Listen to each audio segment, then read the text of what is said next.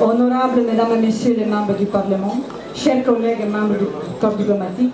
distingués invités et cari amici italiani. À vous tous, j'adresse une chaleureuse bienvenue ce soir à la résidence de l'ambassade d'Italie, à l'occasion de l'anniversaire de la fondation de la République italienne. Et permettez-moi d'exprimer un grand merci pour être parmi nous ce soir malgré la pluie persistante et obstinée qu'on a eue aujourd'hui. Mais on a fait une bonne danse de la pluie toute la journée qui a donné ces résultats. Il était le 2 juin 1946 quand, après 40 ans de dictature fasciste, après la guerre et la résistance contre l'occupation étrangère, le peuple italien a décidé de tourner une page dans son histoire et de choisir la République comme forme de gouvernement. Le 2 juin, c'est aussi une date symbolique pour les femmes italiennes qui ont voté pour la première fois à l'occasion du référendum pour la République. Un anniversaire qui encore aujourd'hui célèbre le retour à la liberté et à la démocratie et le début d'un chemin qui a donné lieu à l'adoption en décembre 1947 de la Constitution italienne, fondée sur les valeurs de liberté, démocratie et solidarité. Les mêmes valeurs ont inspiré le choix et le chemin qui nous a conduits en Europe, qui nous a conduits à devenir un membre fondateur et un partenaire actif et convaincu du processus d'intégration européenne, qui a eu à Rome la pose de sa première pierre institutionnelle avec la signature le 25 mars 1957 du traité instituant la Communauté économique européenne. Un processus qui nous voit encore aujourd'hui fidèles, engagés et actifs dans la construction du projet d'une Europe unie, forte, solidaire, point de référence au niveau international et qui reste l'axe fondamental de notre politique européenne et étrangère. C'est un 2 juin spécial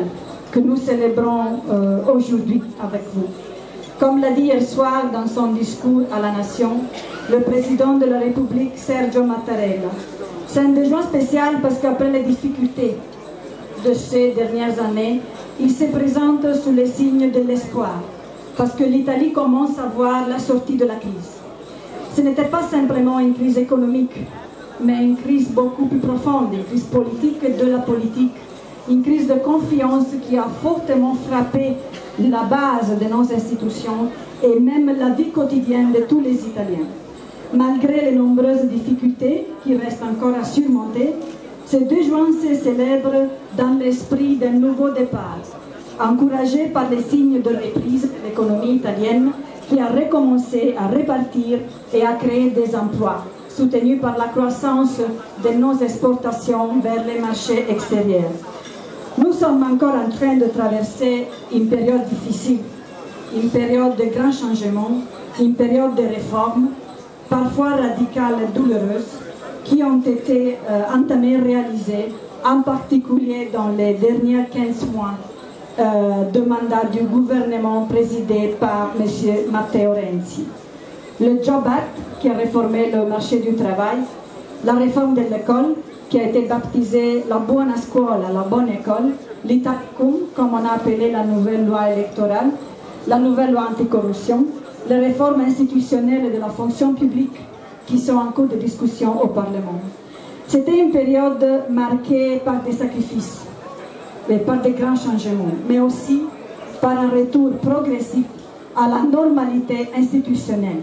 avec l'élection à une large majorité en janvier dernier de Sergio Mattarella à la présidence de la République. Le pire est derrière nous, mais beaucoup de défis restent encore à relever, en Italie, en Europe et dans le monde. Le plein retour à la stabilité, la consolidation de la croissance économique, le chômage des jeunes, qui est un grand problème en Italie, où nous avons un taux de chômage des jeunes qui est très très élevé, la fuite de nos cerveaux à l'étranger, la forte pression migratoire, la sécurité dans la Méditerranée, qui a été traditionnellement le berceau de notre histoire et de notre civilisation. Une mer qui était appelée Mare Nostrum, notre mer, par les anciens Romains, qui nous souhaitons rester un symbole d'échange économique, culturel et humain et d'enrichissement mutuel qui ont caractérisé son rôle et son histoire. Après les tragédies de la Méditerranée, l'Italie s'était engagée unilatéralement en 2013 dans l'opération Mare Nostrum, qui a coûté 9 millions d'euros par mois, même en temps de crise économique, mais qui a permis de sauver des milliers de vies. Une action que nous avons menée avec conviction, inspirée par les principes de la solidarité, de la responsabilité et de la dignité humaine. Ce sont de nouveaux défis d'une telle ampleur qu'aucun pays ne peut relever seul, comme l'a dit hier le président de la République. Nous avons travaillé efficacement avec nos partenaires, avec l'Union européenne, qui vient de lancer la mission navale pour la Méditerranée et UNA formelle, de piloter depuis un état-major à Rome, dont le commandement a été confié à un contre-amiral italien, Enrico Credendini.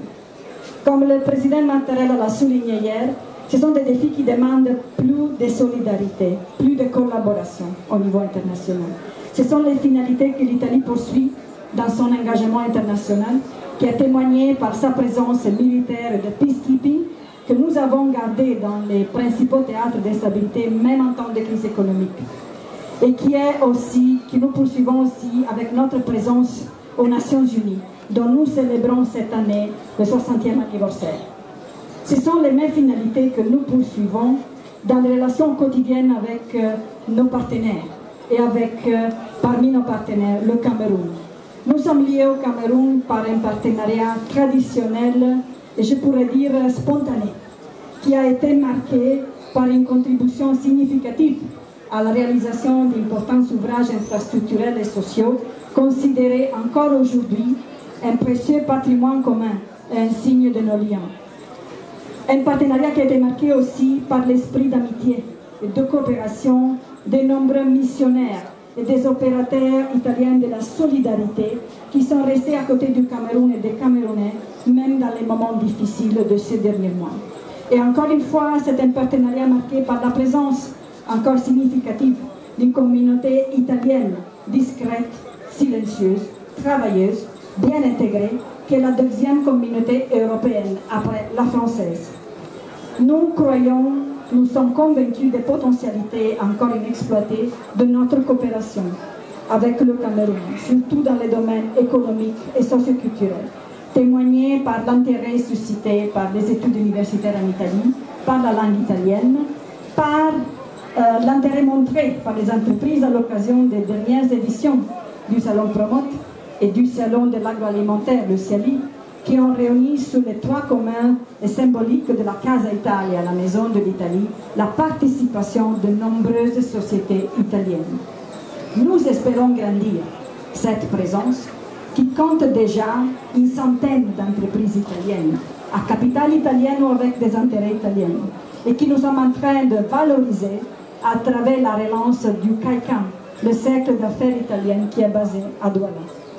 Je voudrais saisir l'occasion pour souhaiter une spéciale bienvenue à la communauté d'affaires italienne qui est présente ici ce soir avec le groupe Ferrero, les sociétés SIM et Alpicam, les sociétés de construction et tous les autres qui ont décidé de parier sur le Cameroun et qui sont les success stories de notre coopération. On aura plus tard la possibilité de célébrer une de ces histoires de succès avec la remise d'un prix de l'Ordre de la solidarité italienne, décerné par le président de la République Sergio Mattarella à un représentant du secteur privé camerounais. Dans l'esprit de cette amitié, l'Italie n'a pas manqué d'exprimer concrètement sa solidarité aux efforts formidables entamés par le gouvernement du Cameroun dans la guerre contre le terrorisme et l'extrémisme à l'extrême nord. Un vol organisé par la coopération italienne est arrivé le 17 mai dernier à Maroua pour délivrer de l'aide humanitaire destinée aux déplacés internes camerounais. Ce vol a été suivi par une contribution financière du gouvernement italien à l'Organisation internationale des migrations destinée à fournir de l'aide humanitaire additionnelle en faveur des victimes camerounaises de la lutte contre Boko Haram. Sur le plan sécuritaire, un cours de spécialisation sera organisé par l'Arma dei Carabinieri, ici présente avec nous ce soir, au mois de juillet, pour former des officiers de la gendarmerie et de la police nationale du Cameroun dans la lutte contre le terrorisme. 2015, c'est une année symbolique pour l'Italie, nous le souhaitons, pour la sortie de la crise et aussi pour un événement important qui est un peu le symbole pour nous de cette sortie de la crise. C'est l'exposition universelle de Milan, l'Expo 2015,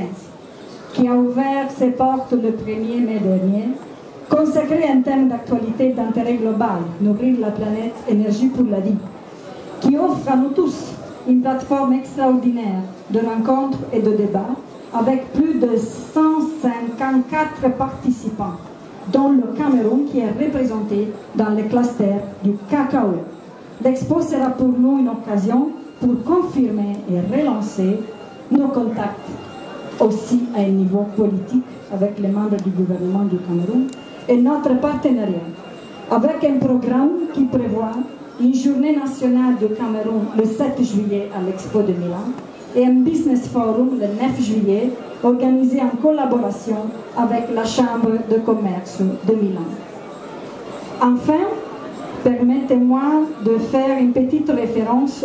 à un autre changement plus petit par rapport au changement dont on a déjà parlé, mais pour nous il s'agit d'un changement symbolique. Surtout pour redonner un nouvel élan à notre présence ici à Yaoundé et au Cameroun. Il s'agit dans les prochains mois du déménagement de l'ambassade d'Italie dans un nouveau siège que nous espérons soit plus représentatif et qui soit, comme j'ai dit, le symbole de notre étape de notre coopération. Le nouveau siège sera situé au quartier Golf de Yaoundé. Je souhaiterais remercier la chorale de Chang qui a exécuté